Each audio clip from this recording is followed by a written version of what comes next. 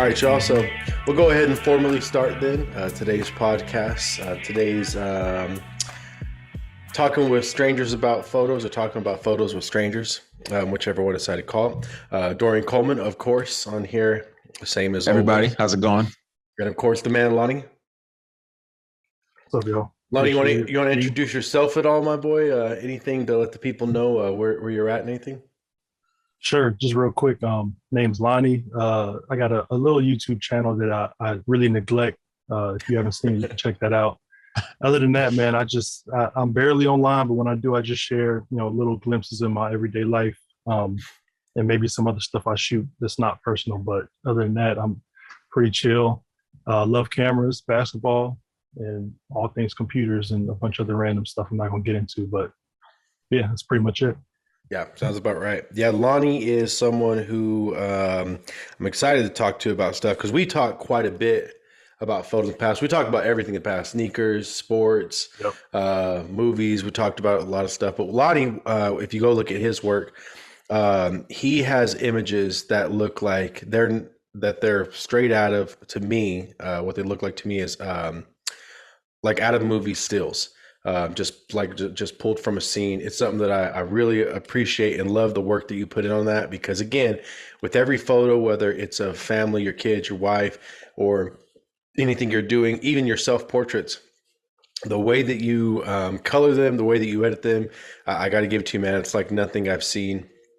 It sincerely just looks like someone shot a scene in 60 frames and went in and pulled the correct still. I mean, it's just fantastic, man. So great job on your work. Glad you're here. Appreciate that for real. So, of course, like always, got a few questions and things like that. If Lonnie, his first time here, you can always bring some stuff too if you have some questions for me and Dorian. Our boy Leica Lee was not able to make it due to him just having, he's fighting the good fight of faith right now with some phlegm and whatnot. He's got cedar fever down here in Texas, and if you're from Texas, you know exactly what that is. And so the boy's really fighting it right now, and so we're believing for the best for him. But getting into conversation, and even with Lee, the thing about this conversation, one of the questions I had was because we all three prefer, even though we shoot different cameras and stuff. I know you've had the A9 before, Dorian, XH1s and things like that. I've shot an XT3 as regular SLR style cameras, but all three of us have really honed in on a craft and kind of lean a lot of times towards the rangefinder or rangefinder style orientation camera. And it's kind of something that, for me personally, when I'm shooting, it's helped create my certain workflow and the way that I shoot and the way that I create. And that's something that I want to touch on with you two as well, is what exactly is it about that rangefinder orientation, the rangefinder patch, rangefinder style, that kind of puts you in a better place to create than an SLR style camera? Honestly, me personally, I think it was a culmination of a couple of different things, because my first experience with a rangefinder style camera was the X100V. But from that, I was coming from the XH1. So not only was it just more comfortable being probably 200 grams less and just a smaller form factor as a whole doing street photography, but also too, there is kind of a special element to not having your whole face covered.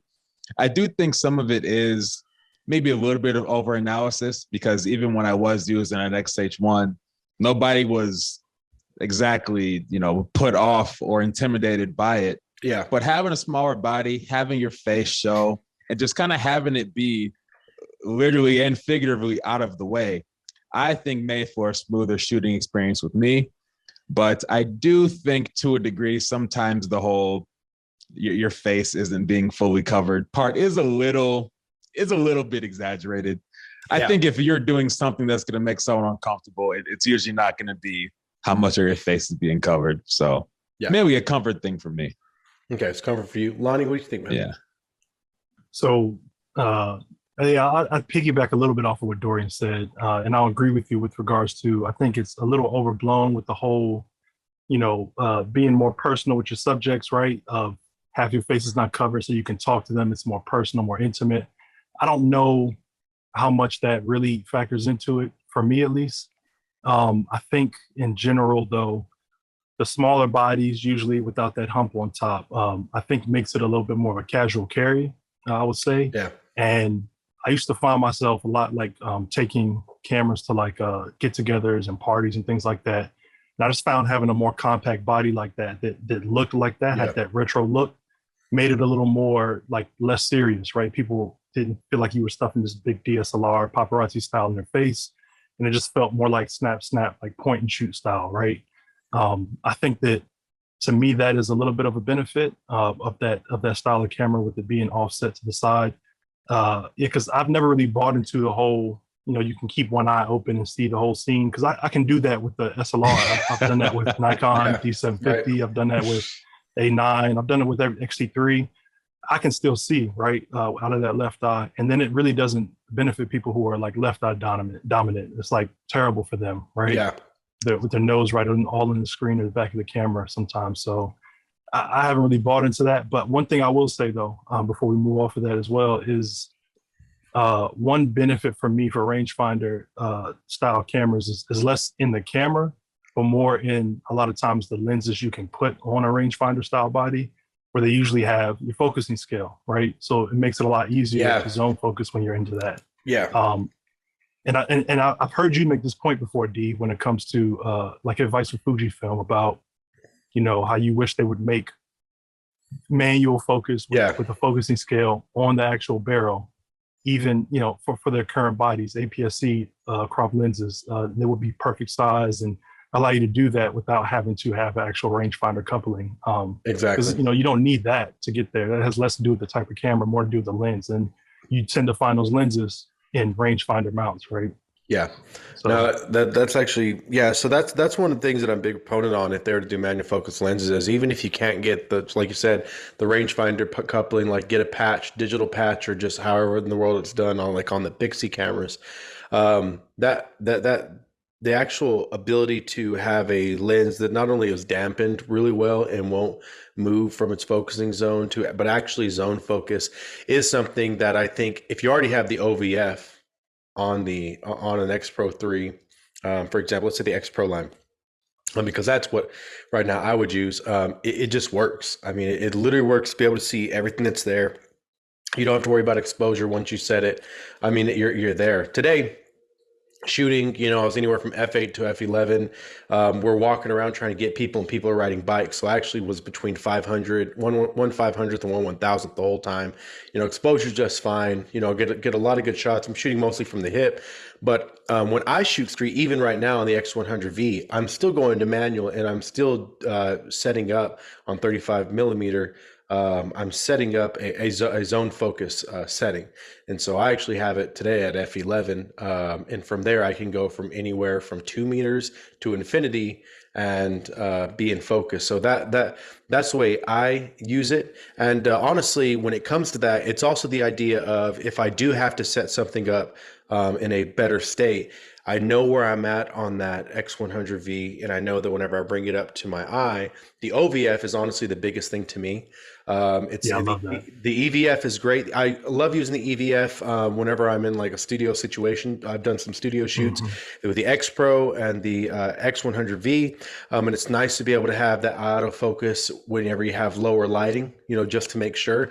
But even more, whenever I don't have enough lighting for the EVF to be, sound, I can still switch to the OVF and stop down, Right. and I'm set there too. And so, honestly, for me, whenever it comes to the rangefinder whole style and stuff like that, I came from a DSLR.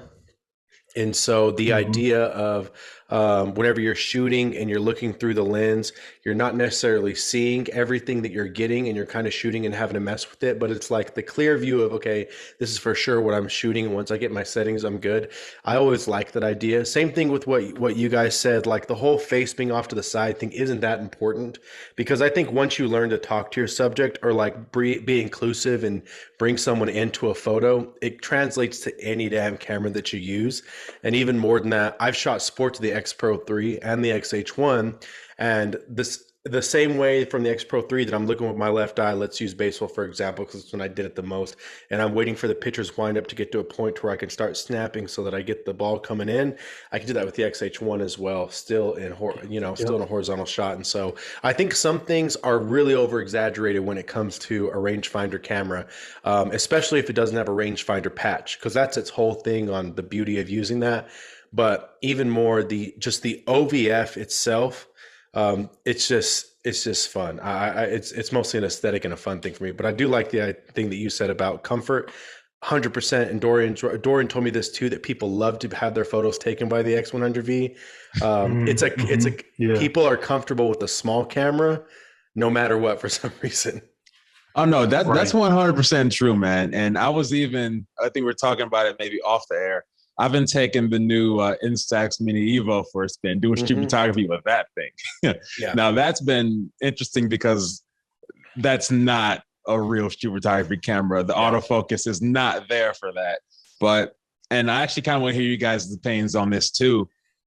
A lot of my favorite street photographs that I've gotten look candid, but those are the photos from after we had the conversation and after I already took 3, 4, 5 photographs of them. So much of that comfort aspect, if you really think half of your face is what's going to make someone open up for this beautiful photo, you might be misguided. Yeah. Because I would say probably maybe 70% of my photos are not 100% candid, random things that they didn't know. They absolutely knew. They just weren't looking at that instant. But the reason why you're seeing them is because we already had that conversation. We had those laughs. I said a little bit about myself, and that's why they opened up. So there's a couple of ways you could look at it, but yeah, I'm Ilani on that one. Yeah, I'm the same vein. I think the same thing. A lot of the photos that are like street portraits, or even with families. Lonnie, you'll probably think about this too, because I see you post a lot of family as well, is your family can be doing something and you could really want to capture that moment. But when they see a camera up, instead of continuing what they're doing, a lot of times they're going to smile and pose and do it while they're doing it. You know what I'm saying? And just take the candidness away. So you kind of, candid shots are a dime a dozen, and you can kind of tell. I mean, if anything's from the hip, an upward angle or anything like that, or kind of not perfectly centered and things, most likely that's a candid shot. Most likely I'm being discreet about that. But if someone's smiling directly at me in an image and it's somewhere in public, they saw that, John. That's totally fine. The same thing with family. And so, I mean, like, candid photos are super hard to come across. And now that I'm shooting more street again, I'm starting to realize exactly how impressive a lot of the candid shots that a lot of people have taken over the years, or just the life of photography really are. I know there are some that are posed, but at the same time, it's kind of like, man, you know what? If you don't pose, how can you get this one shot? I mean, bring some skepticism, but at the same time, I'm starting to understand the reason why people set their shit up more. Oh, you can cuss on this channel, Lonnie. It's just mine. Oh, I appreciate it. Yeah, but you just made an interesting point. Sorry. You made an interesting point about the, when you talk about the family in regards to like street photography, like I don't know if it's been on purpose or whatnot, but my family, like my immediate family, right? My kids, my wife, they've kind of been so accustomed to me taking photos of them throughout the years. So they don't do that pause and smile for the camera thing. I have to actually tell them to do that now. Oh yeah. They kind of know that I want them to keep doing what they're doing unless I say otherwise, right? Yeah. It's a gift and a curse, because sometimes it's like, and this is kind of similar to street, where like you see something going on, you may have your camera on, you may not, you grab it or you get it ready, you dial your settings in if you need to, turn on and you get it up to your eye, and you may have missed that moment, right? Yeah. And you're not going to be able to a lot of times recreate that moment exactly how it was at that precise time. And it kind of, me trying to capture those certain moments of my family now kind of like invokes a certain muscle memory, right? It trains a muscle, I think, when it comes to like for street photography, because there's some moments that I don't want to, or I can't get in the pose and do that again. And if I'm not quick enough on my feet, that moment is gone, right? And I can have them try to recreate it, but oftentimes I found that doesn't really work to the same effect. So, I think there's some interesting parallels between trying to shoot like kids and like street photography with Yeah, how how like just unpredictable it can be, I guess, and how those moments are fleeting all the time. 100%. That's actually a question I had for you, Lonnie, because I've noticed if I'm going to toot my own horn, I'm pretty solid at reading people when it comes to street photography, predicting things, typically getting the photos that I want to get. But I cannot photograph my family well at all. Like, we're close. We see each other weekly. We talk on the phone every day, but I just cannot get good family photographs. So, what do you think is one of those things that people, if there was maybe one or two things that you changed or noticed over time that helped you get better photographs of your family? Because me, I can make a complete stranger comfortable, but I cannot do that for my Yeah, mom. So, right. And it's funny you brought that. Like, I was thinking about that before we got on the call here.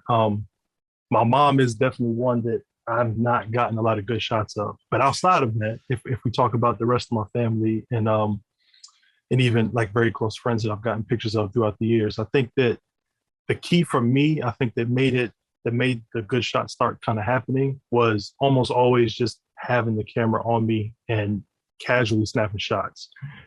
I don't know at what point throughout the years I kind of learned this, but something I noticed because one of my boys, or we were down in Virginia doing, I think it was a birthday party, but like a birthday weekend type thing with a bunch of us that we've been together since I used to hoop with them back in when I was in the Air Force down in San Antonio, and like we were like going throughout the whole night, and I was just snapping photos the whole time, and I was using I think the X Pro 3 and I think I had the XT3 at the time. So I had two cameras, two different focal lengths.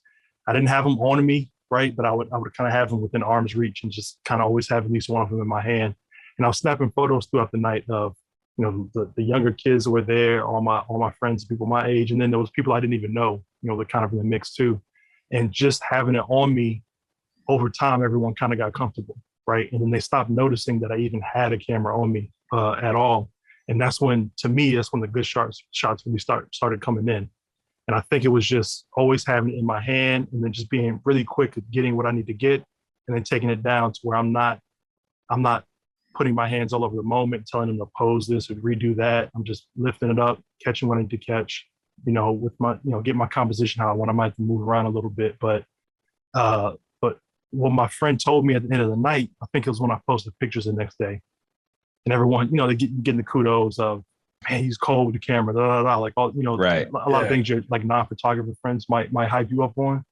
And one of my friends said, I didn't even realize he was taking pictures the whole night. I didn't even know he was taking pictures. I didn't know he was taking any of these.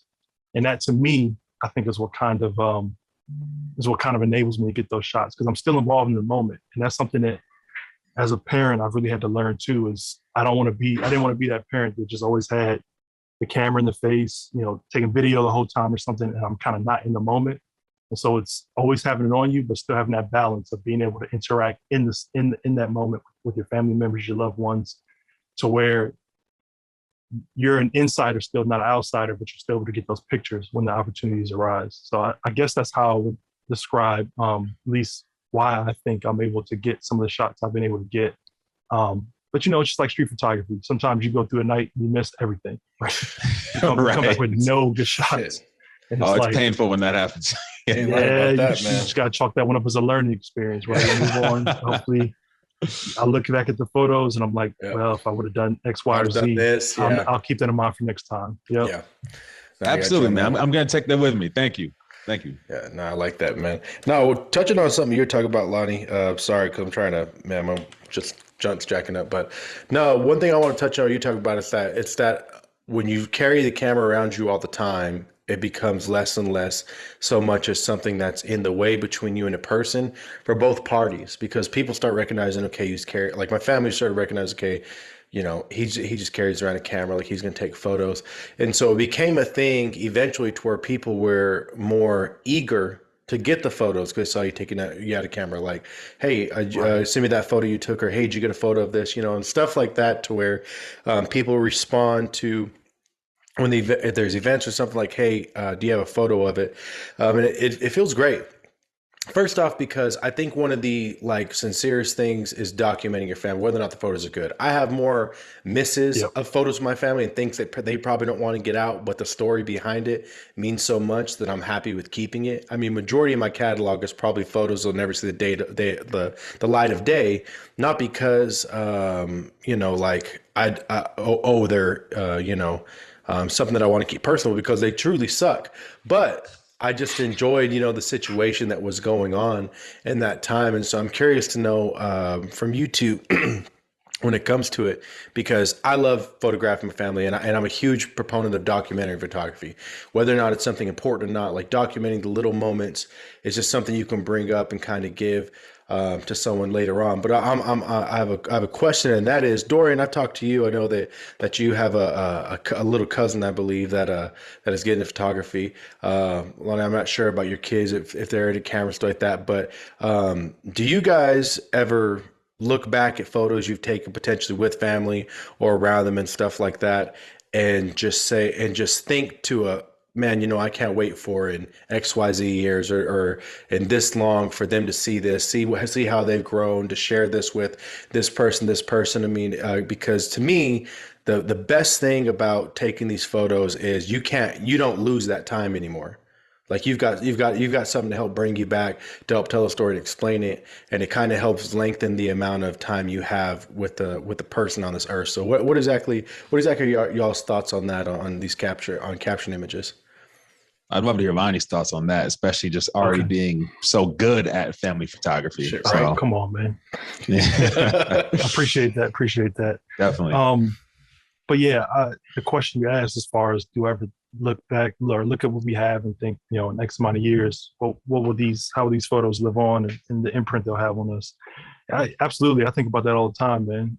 And actually, going back to the genesis of it for me, that's actually why I got into it. I mean, I look back at my own childhood and the fact that I might have like 5 pictures of myself, right? Hmm. From baby to like 16, 17 years old. There's like nothing there. There's like no documentation of where we lived, what I looked like who was around us at that time, none of that stuff. So it's just all lives up here, and every day it fades more and more, right? Yeah.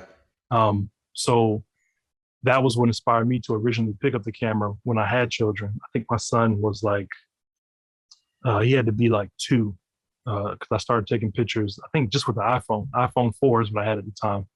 And I was taking pictures of him with that, and I had people online saying, "Hey, what camera did you use to take this?" And I'm like, "Oh, it's my phone." And they're like, "What? You should get a real camera. These are really good. You actually have an eye, blah, blah, blah." So I picked up a camera when my daughter was on the way. I think it was like a Canon T2 or T3 or Yeah. something, right? Like an entry level DSLR.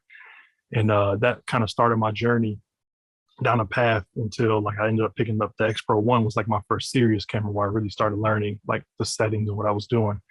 But that was the reason why I originally picked it up. And so when I look back now, I still have those photos from the first, from that Canon T3, even my iPhone photos. I have it all. And I don't want to get too deep into this kind of cataloging thing, but I have it all. Like right now I use Lightroom CC, Yeah. and with like a 1 terabyte plan. And then I offload usually a year's worth of photos. I download them locally, and then I'll put them into a Capture One catalog for that entire year. So I can go all the way back to like, I think 2012, 2011 or so. Damn. Wow. Open up each catalog and like flick through every month of the year. And I've done it from time to time, right, with the kids. And hey, look at you as a 2-year-old, That's cool, as a man. I 3-year-old, like that. baby, right? And they laugh, and they like, "Oh, I was a chubby baby," and this and that. Where's my hair? All that good stuff. So I've already kind of started to see what some of that can be. But like, so I can only imagine another 10 years from now, right, when they're grown, and another 10 years from then. Like, the only thing I need to keep in mind is like, what is the lifespan of these digital files, right? Like, I'm not going to be here forever, and they'll still be here. Will they have access to these, right? Will they have access to my entire catalog, or do I need to go through and Yeah. start, printing some of that, right? Putting up together some photo albums for them, so like that it kind of lives on in a physical state. Otherwise, it'll just end up in like an e-cycling heap when I go, when I have all these hard drives full of memories, right? So Mhm. that's something that I think is a little different to navigate now compared to like, maybe our parents and definitely before Yeah. that. Like how do we get these things off of the hard drives, or how do we have a plan so that this Yeah. stuff is accessible to our kids and our other loved ones that, kind of come after us. But yeah, so long-winded answer. Yeah, I think about it all the time. And That was a good it's answer, actually man. the Shoot. reason No, why I do it. seriously. Yeah, Yeah. absolutely.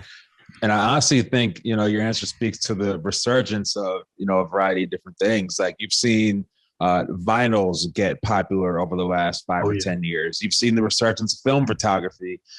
You've seen Instax, Polaroid cameras, all that make a comeback. And I think that's the biggest reason why, because digital has made, and by digital, I mean photography, laptops, everything. It's made life easier, but it feels further and further away. And I can relate to you because I have photos from when I was like 1 year old, 2 years old. Then it skips to like 9. All of a sudden I'm 15 Right. and now just here I am, you know? So kind of the reason why I've wanted to get more into printing.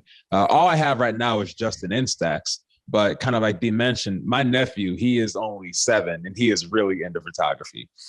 And just hearing him talk so much about it, apparently he rants at school about how he wants to be a photographer like his uncle. All of that is really inspiring.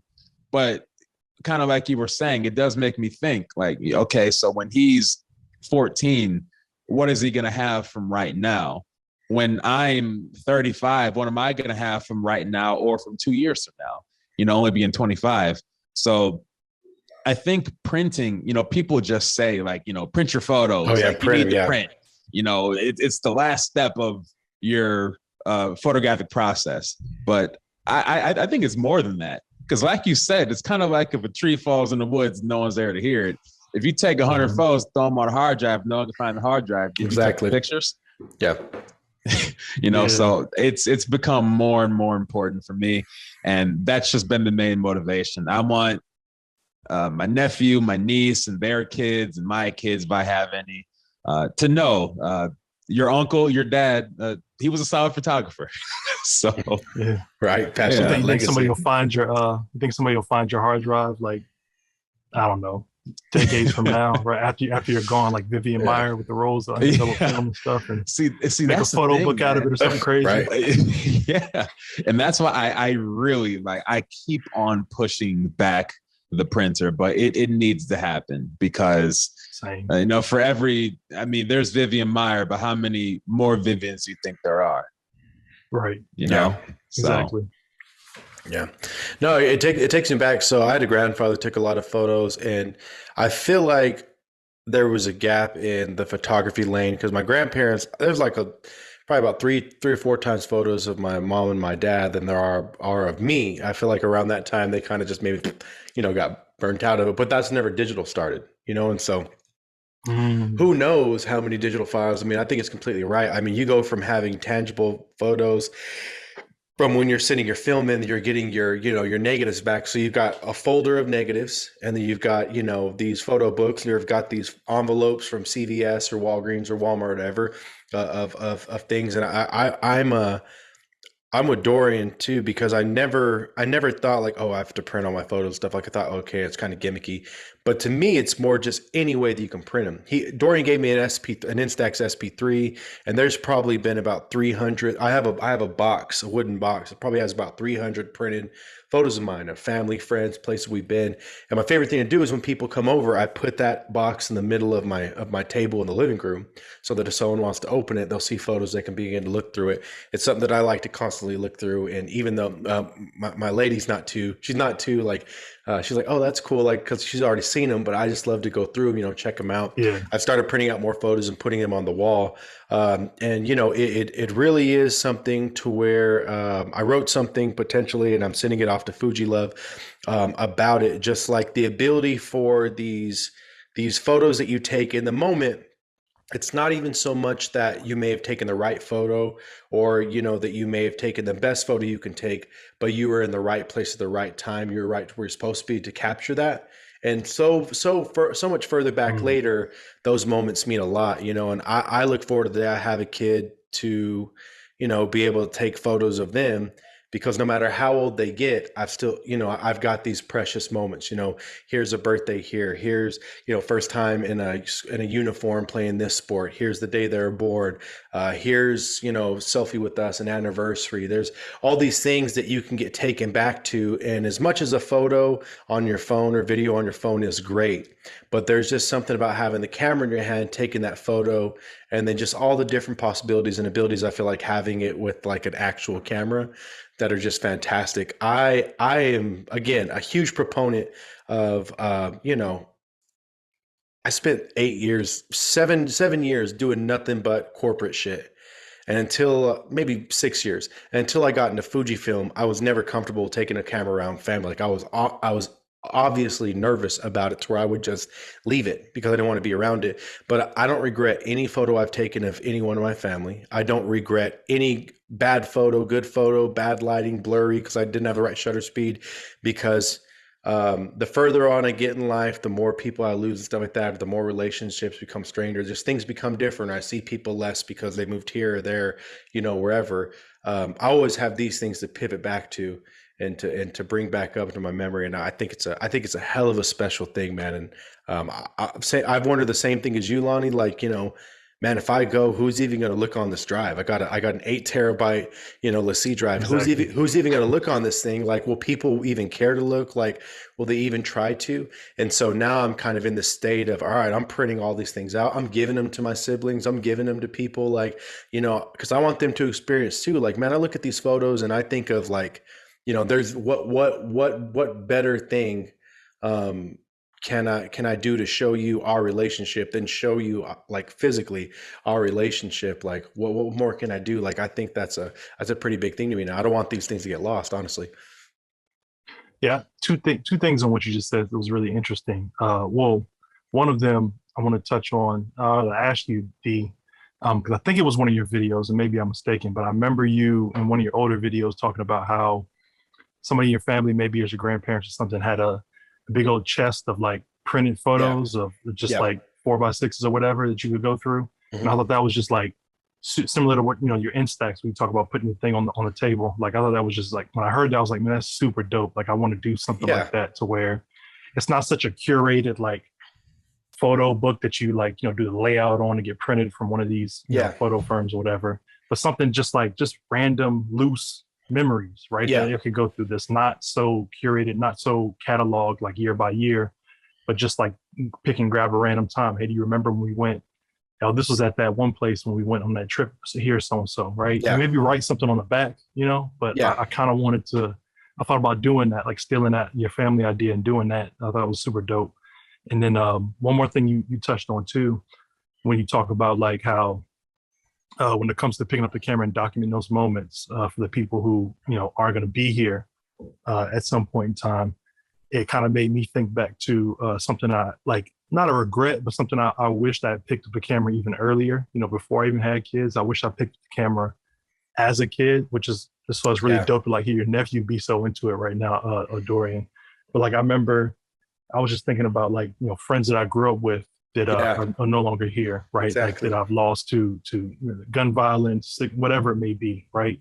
And I look back and I'm like, man, I wish I was running around, as teenagers with these guys, and I just had a camera on me, just documenting everything we're doing, because I have like no real photos of them, right? We have like at the start of social media type photos, of those type of photos, selfies and stuff, they're profile pictures, but like nothing of us together, nothing of what we were doing on the everyday basis, our environment, like no context with that. So it's something like, man, I wish I had gotten into this as a youngin. And so for anyone who's watching this now, like if you whether you have a camera or not, like if you can get one, even if you start with your phone, just like you said, just document those little moments that may or may not mean anything to you right now, but they may, years down the line, you're gonna be glad you took them and documented that. 100%.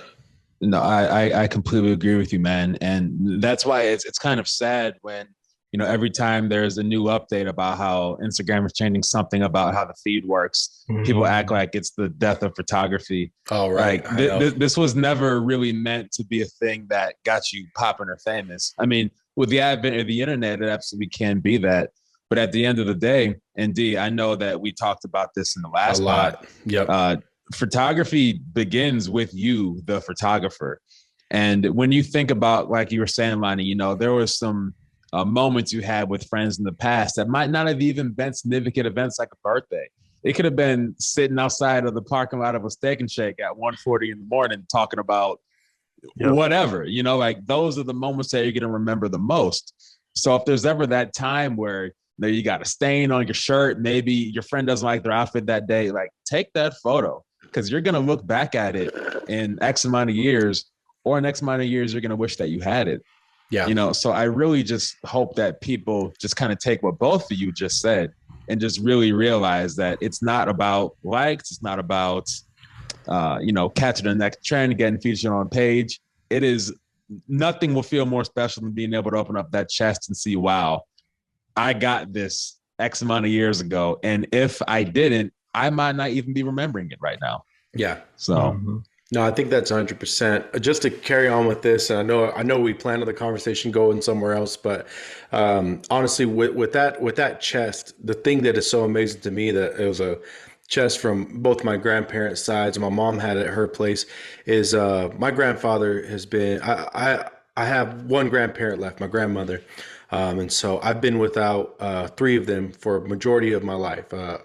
If you take it all together, my dad's father recently passed about 3 years ago, and you know, I wasn't into photography at the time of everyone's passing. Once I was a small child, another I was a teenager, 19 years old, I believe, and then I was 24. I'm 28 right now, 24, 25, whenever my grandfather or my dad's father passed. And, it's crazy thinking about how, we want to believe we'll always be able to remember these people that have a special place in our heart and every detail about them. But there are times where if it's not for the photos that I have on my wall that I've taken of one of my grandfathers or in these albums, man, I could honestly say I'd be lost to recollect some things and, the sound of voice. My mother just recently passed last month, and um, uh, probably about maybe 2 years into or 3 years into her journey fighting against cancer, I began to pick up a camera and kind of, that's kind of what pushed me over the edge to not be so afraid, was because in my mind I'm thinking, well, this may be the only shot I get. I don't want to remember her if things turn bad, and thankfully I did take these photos because the way she was near the end was nothing like she's ever been in her life. But I've got photos in my house and on my Instagram and be able to send to my siblings of a happy, beautiful, strong woman.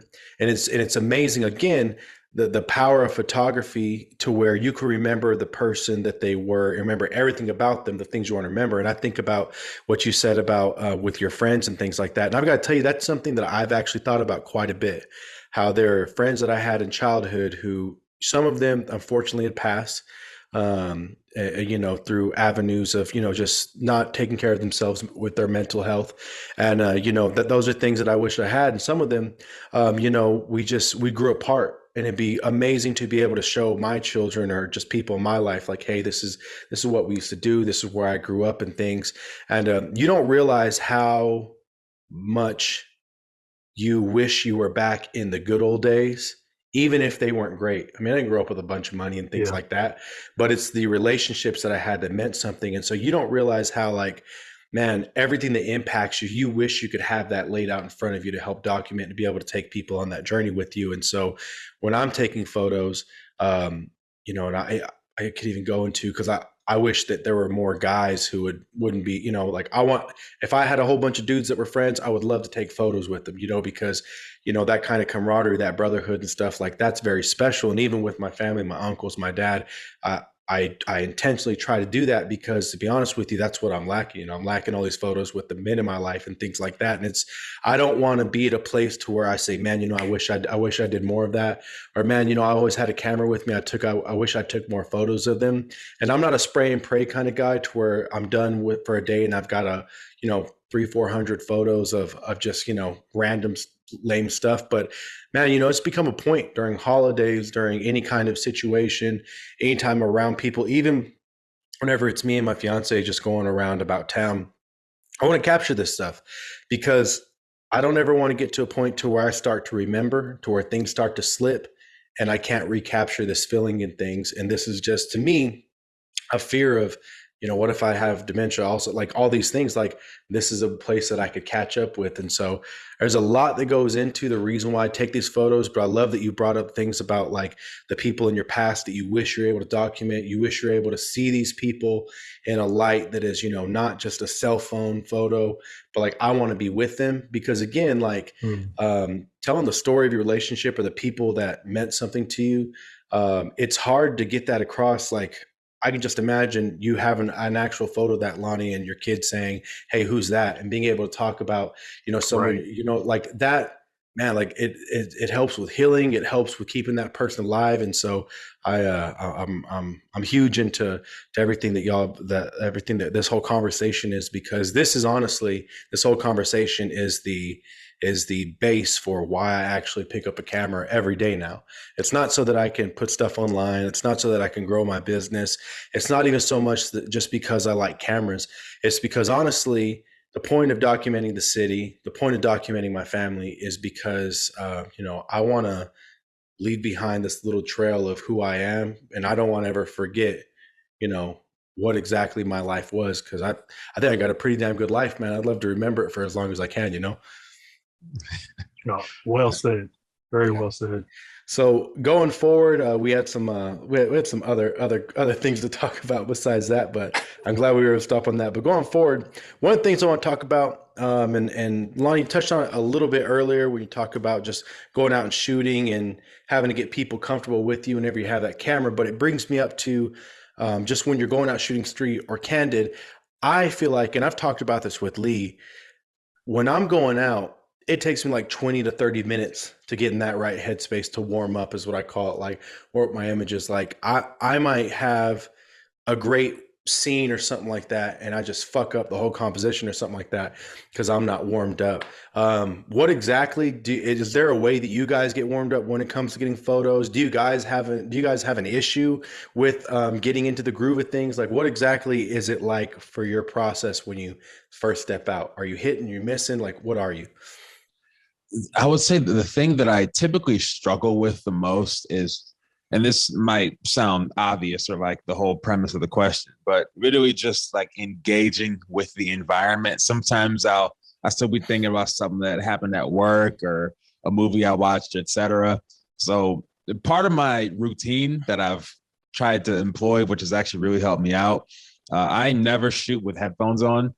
I try to say hi or hello or just compliment somebody's outfit. Everybody I walk past, I try to say something to them, because though street photography literally is, taking pictures outside of the environment, sometimes you have to kind of break that anti-social barrier. I'm an extrovert when I'm outside, but the second I walk into my apartment, I don't want to talk to anybody. Yeah. So sometimes I have to kind of get over that barrier.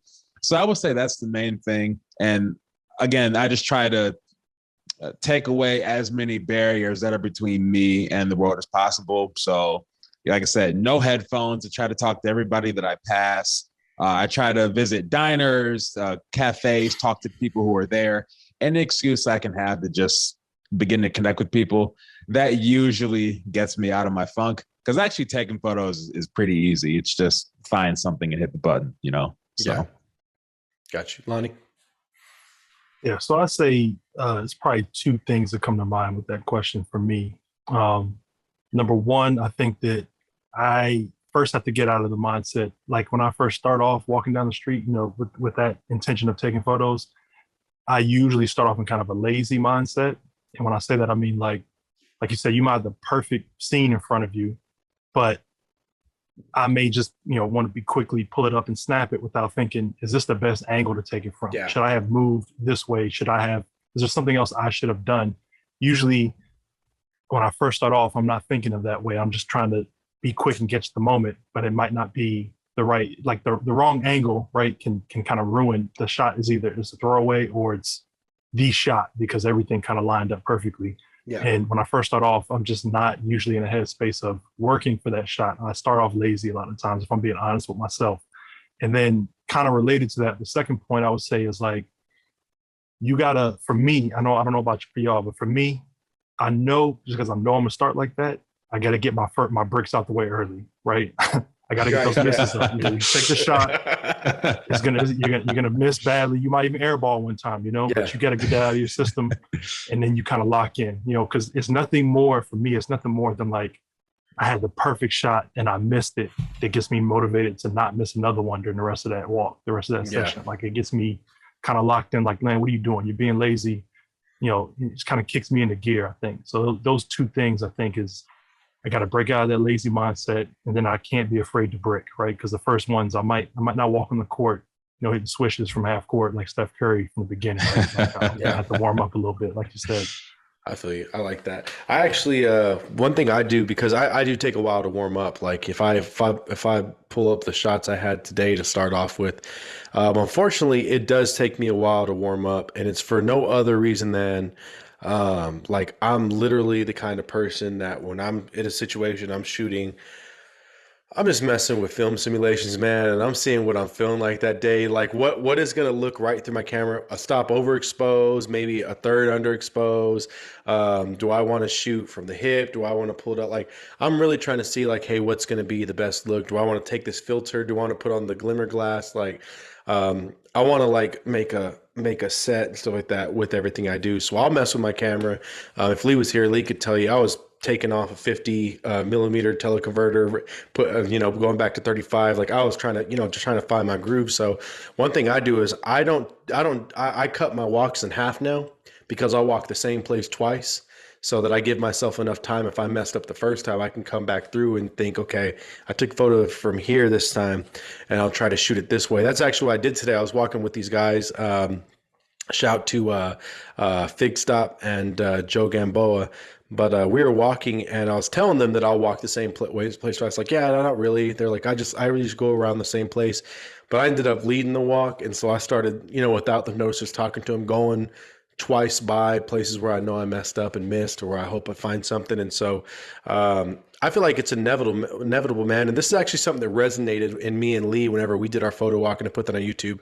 A whole bunch of people messaged because the biggest issue they have is they go home and they realize they have misses and a shit ton of misses. And I've been there to where like the first 20, 30 minutes, you're feeling like, oh, I must be doing good. You go home and you look at it, you're like, man, these actually aren't that good. The rest of the day, like the last hour was fantastic. I was out for 4 hours, and the last hour was one that was good. And so one I want to pivot to on this one, and it wasn't our list, was, Lonnie, this is something that I do, and I found out that you do it as well, and that's digital contact sheets, where you'll look through all the images you have. And we've talked about this because it's something I do. I employ Lightroom CC on my iPad. That's my full-time editing thing. And I will, flag the ones that I like and pick those out.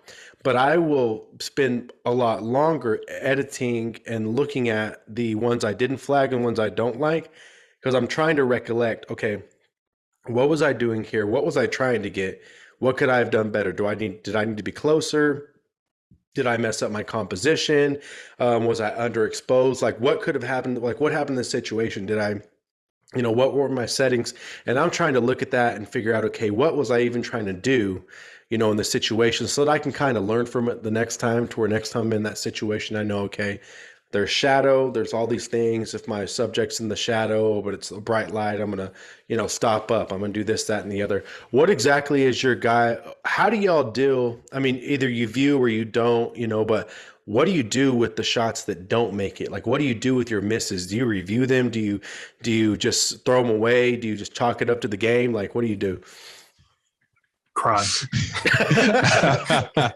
There you go. Man, I have no shame. I do it Renaissance style. I do it autochrome style. I delete all the misses. Yeah. If you look at my Lightroom, I feel it is okay. nothing but my greatest hits. I like that, man. Honestly, that saves so much space. I'm always like, oh, but what if I go back and no, I need to delete them jumps, man. Honestly. Oh no, dude. Yeah. I don't even want to look at them, because me, I'm a notorious. Well, I guess this is technically chimping. I will. Let's say I'll go through a zone, right, where I'll take 10, 20 photos in like a half hour span, whatever. Yeah. I know what I like pretty much immediately. There isn't really times where I've gone back and I was like, oh no, this is actually good. I'll look at it. I'll know it's garbage. I'll delete it like 10 minutes after I took it. you know. So I love that, man. no I wish I patience. damn, man, I love that. I need to do that That's because there's so crazy. many times where I get home and I'm offloading. I'm like, why did I upload this shit? Like, Yeah, like that's my knee. I'll know when there's potential. Like I'll be okay, there's potential. I'll keep that. But there's somewhere I'm like, oh nah, that's gotta go. That's gotta go. Yeah. So I got you. I can usually tell. I need to get in that, man, because there was one I just uploaded. I'm looking at right now. I actually shot like 3, 4 photos of my knee because I had my finger on the shutter, just like held down or some shit. And I still uploaded it. And I'm still looking at it, and I hit the auto. I hit the auto button to adjust the light to see if I'm like, what the hell am I doing, man? So, things like that. Lonnie, what about I you, see my that boy? knee hit, huh? Right? Yeah. Yeah. Gonna start an OnlyFans Uh, for people who want to have a knee kink. Only knees, please. Only knees, baby. I mean, for me, it really depends for me. It depends the genre of photography I think that I'm doing, more or less, or I guess the situation. Because I probably do a mix between both. For my personal stuff, I typically will do like how you do lead, like we talked about, the contact sheets. I'll go through and I kind of look at that as like, because to me, like that's what's more important to me is the personal stuff. Yeah. I couldn't really care less about, if and I don't really do stuff for money that much anymore like I used to. But when I do, I don't really care as much about it. It's not what I'm Yeah. passionate about. I already told you why I take photos, so where my head's really at. So when I do that personal work, I do the contact sheets type stuff. I review those images, and I kind of look at it like I'm viewing game footage, right? If I approach this like as a standpoint of like an athlete, I'm looking back, just how you described it, right? I'm looking back at what I missed and how I could have gotten better. And sometimes I get to the point where I'm not a huge chimper, but I will, like Dorian said, kind of review images in batches. If I'm on a car ride home or something like that, if I have free time, and there'll be shots that I thought I nailed, right? And I start Yeah. reviewing them later, and I'm like, nah, you didn't, brother. Like the ones that I wasn't gonna pick, that ends up being the one that I'm like, this is my select. So I try not to delete too much in camera. At one point I was doing that, but I try to delete too much in camera now. However, when it comes down to like for my kids, right? If I'm shooting a basketball game or a baseball game or something, way too many photos, right? Like I come home with way too much. I'm got the A9 over there. I'm holding it down Yep. 20 frames a second. Like there's no need, right? And I only do it in bursts, but even still, I've got every moment I need. I don't need all that. So what I do is I'll use like Photo Mechanic when I come home on the card. I use Photo Mechanic and Culling before I even put them in Lightroom because I'm really not good at keeping my Lightroom clean. I wish I was. I wish I could do Right here. what Dorian described. So I have to police before it even goes into there because if it goes into there, I'm probably gonna have it forever. So I will cull those 2,000 shots down to 170, 150 even, which is kind of crazy now that I'm saying it out loud. And just those will be what goes in the Lightroom. Edit them, uniformly, and I'll put them on the gallery and I'll share them like to all the parents who were there at the game, which they're very appreciative of. But so yeah, it's a mix. Depends what I'm doing. Sports and stuff that I'm shooting a lot for, I gotta cull it and I will get rid of that stuff. I don't really look at the misses. I either got it or I didn't. I'm not really looking too much because I'm doing that as a service, mostly for myself, for my kids, but I like offer up the photos to the parents as a service, but I'm not super passionate about it. They're not paying me. And to be frank, I don't really care about your kids as much as I care about mine. But I have them on camera. Someone so needs to say it. right? Someone Right needs to say it. I gotta say it, man. But Someone needs to say it, I'll man. give them that. But for my personal work, yeah, I look at the game footage because I'm trying to improve and get better. And I'm trying to strike a balance between just documenting those moments, right, that we talked about. I don't throw those away. But at the same time, I'm trying to find if there's, the middle of that Venn diagram of artistic shot that I like is personally pleasing to me and also document. So I'm looking for that kind of that golden ratio of both, if you will. But I keep it all, right? To your point, I don't delete any of that stuff. I keep pretty much everything when it comes to that personal stuff. So it's a mix for me. Yeah, Dorian's just built different, man. Different. It's built different, dude. That's ridiculous. I will say though, I'm very selective about the shots I go for anyway. So maybe if I went for more, I would delete more. But I usually only go for the ones that I know I'll get. I know I like how it looks in my head while I'm approaching. I kind of get like psychotic with how I try to predict everything. So I usually don't come on with too many shots to go through anyway. So maybe that's part of it. What would you Yeah. say, Dorian, on a let's say a 4 hour photo walk for you? How many shots are you getting? Realistically, Like, how many do you think you're snapping versus how many you're taking home because you deleted the rest? Because you're shooting still only JPEG, right? oh yeah, dude, only JPEG. Fucking beast, bro. I would say Shit. I would say on a 4 hour photo walk, normal day in Cleveland, no event, just kind of regular stuff, 4 hours. I would say probably I'm only taking like maybe 40 or 50 shots, maybe. Because I don't do burst either. I do single Single shot. shot, yeah. Yeah, I would say maybe 40 or 50. And then what I like, I typically like around half of the stuff that I take. I don't always post it. But everything else, yeah, gets deleted. Because some of that 50 is those practice shots, like Lonnie said, where you're just hitting it off the side of the backboard, you know? Yeah. So, yeah, I would, yeah, but I also, I'm very selective of what I go for anyway. So I'll say that's probably the main reason. I got you. I got you. See, that's the thing is so with street. So today I was out for about 3 hours and I have, because I do raw plus JPEG. So in total, it's 126, but that would only mean what 63 raws, I guess 63 images or whatever that took. Mm. So like that, like that doesn't mess me up. But for sports, like you're talking about, Lottie, one of the things that messes me up is I will not delete a single one because Ah, because a lot of times, and this is a trick for a lot of people out there, if you want to shoot sports, if you have enough sunlight to where shooting at f4 you can hit perfect exposure below 3200 and you're shooting at 24 megapixels or higher, go to f8, push your camera to 3200 and shoot. If you're, depending on the sport you're shooting, if you're outdoors, shoot your heart's desire, because 9 times out of 10 at 24 megapixel you can crop in and there's going to be someone in the photo that looks decent enough. Those of y'all that are get that ever get paid to do that. So that's what I'll do that because I'm thinking like, oh, I can keep them and crop them, and I always say I'm going to go through and edit them and delete all the old ones later, and I haven't. So literally my sports catalog is almost half of my, I've got 4 terabytes used right now for the past 2 years. Half of that is literally just San Antonio missions, Austin FC, and like the PBR, and a third of, I'd say maybe not even a third of that is actual shots that have been, that could potentially be used for publication, and only 15 total. I've already counted the numbers. Only 15 have ever been used in publication. It's like it's Wow. just mm, crazy that I've got like 8,000 images from maybe 10 events total that I've worked, and 15 of them have actually been used. I've only gotten paid for licensing for 15. That's just, it's so crazy to me because man, whenever you brought up the A9 and sports stuff like that, man, it's just because any shot will work. And that's the crazy thing, is you really have to be yeah. disciplined because any shot will work.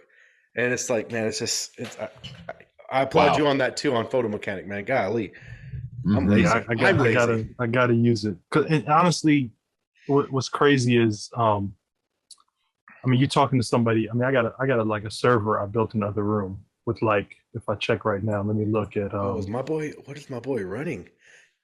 You got some. You got I some. You got a have, Ubiquity server, my boy. nah, I built my own, dog. I wrote my own. What? So Oh my gosh.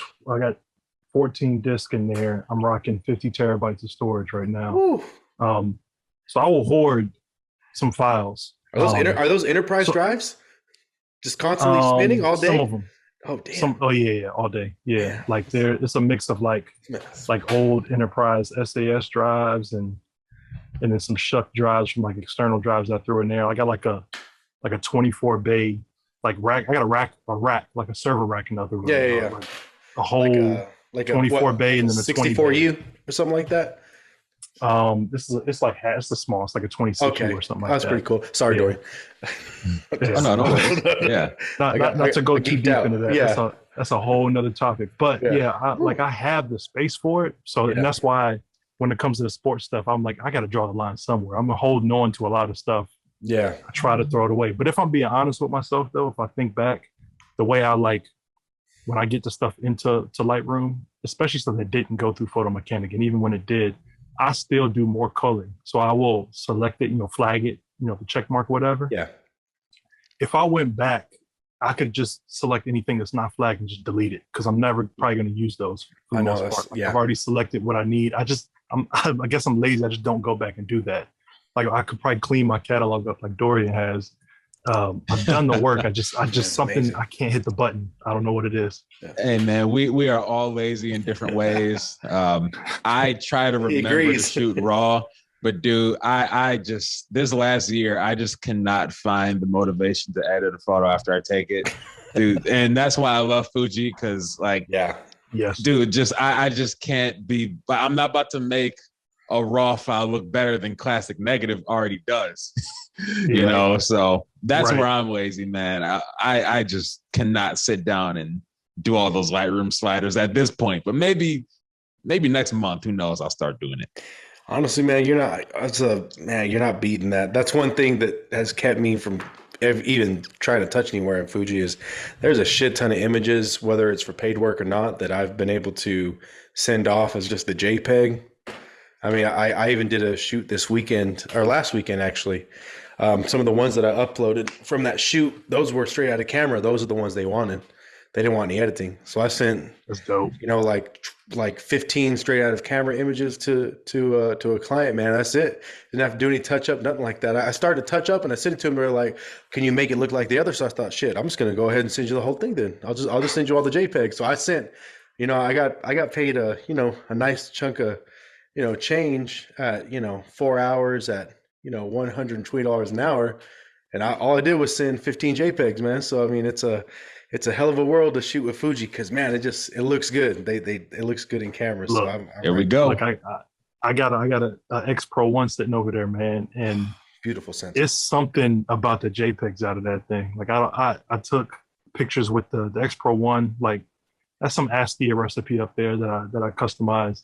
I took pictures with that with the Leica M8, and then I took them with the what's the other one I used? Oh, the X100F. Yeah. And the pictures I liked the most out of camera was the JPEGs from the X Pro 1, and I tried to make the other two cameras look like it. I couldn't really do it, man. What lens do you have on that X Pro 1? The 35 f2. Yeah. Ooh, that's a good one. Little Fuji crown, yeah. It's a nice little one. Let me give y'all a little preview. Grab that, man. No, that's nice. That's nice. That 35 f2, man. I will live and die on those f2s. I was about to say. Check out this, my subs know that. Yeah. Yeah. Check out this X Pro 1, man. Is that so? That's the one. That's the one you did up yourself, right? Yeah, I'm trying to. It's not done yet. Like it's still a work in progress. It's a little exclusive preview. I haven't even finished taking the paint off over here yet. And then I have to I gotta disassemble this whole thing and actually take the rest of the surface down and then paint it up. Yeah. So I'm either gonna do a silver to match the the lens here, or I'm gonna do damn, that looks good, man. Like an olive green, like the Leica reporters, like how those look with that military olive green or like the safaris with the silver hits. Yeah, I might do something like that. But like I don't know, man. Picking this up for a few $100, and I've been shooting it, and I don't know if it's the firmware updates or the that 35 f2 and the speed of the autofocus on it. It's been hitting, man. Like it's kind of it does not feel like a 10-year-old camera. It's crazy. I've been telling people, man. This that that the X Pro 1 it's catching up. It's catching up. It's fire. I love shooting. I haven't made a video or anything on it yet, but yeah, guys, don't make me pick up an X Pro 1. Okay, I'm trying to stop buying cameras. Right. Yeah. You might, if you have any interest, you might want to do it before it's harder to find, man. Like that's a good point. Because they used to be cheaper than they are now. They fell cheaper, and now they've been kind of creeping back up slowly on the used market. I think people are starting to realize there's something special about it. It's a 10-year anniversary. That always gets people interested too. I see people making videos about it, and then it's going to be harder to find, especially in decent condition. Yeah, I mean, this one I paid $300 for it, I think. I was about to say, and it already dude already tried to remove some of the paint, so it was like not even like a good condition one. And so it went for $300. So good condition ones might be closer to 4 or 5 before we know it. Keep going north. That's a good point. Which at that point it's getting really close to like an X Pro 2. And there's some things I like about the X Pro 2 over this when it comes to mainly that little LCD window in the corner. I wish this had it. I wish 100%, because I was trying to put the I had a Leica, like a 35 f2, the not actual Leica, but the cheap Seven Yeah. Artisans thing, and you can't use it with the OVF up here, and that's the whole reason. Like I love the X Pro line because the OVF, like that's all I use on this Yeah. and the X100, OVF only. And yeah, that's how I like to roll with it, and I can't really do that with the manual focus unless I'm zone focusing right in the street. Yeah, like I love that camera, man. Like that was like I said earlier, that was the first serious camera I had. That's when I first started really learning photography because I was like, what do these dials do, right? Like I wasn't on auto mode the whole time like I was on my Canon camera, and it just kind of forced me to like pay attention and see the effects of the settings and learn when I wanted to accomplish something, right? Freezing motion or getting motion blur, like what can I change for that? Or what does the ISO do on this compared to the aperture and whatnot and the depth of field? Like I really started learning on this one. So I had to buy it back. I had to get it back before they're gone. Right on. Like it, man. It looks nice, man. I like it. Well, I'm starting to lag, so that usually tells me it's about time because that means AT&T found out that I'm stealing someone's Wi-Fi. So I appreciate it, you guys. Thanks for joining. I'm gonna go ahead and shut it off, and you can say your salutations to everyone. Absolutely, D. Thanks for having us. Yeah, Lonnie, nice talking to you, man. Finally, good to have a conversation. Yes, sir. Yeah, appreciate it, man. Thank you for having me. Appreciate the invite. Welcome. If you have me back any other time, I'm more than game. Any topic we can talk about it, man. And definitely a big shout to Lee too. He couldn't be here with us. Shout out like a Lee. Rest up, my boy.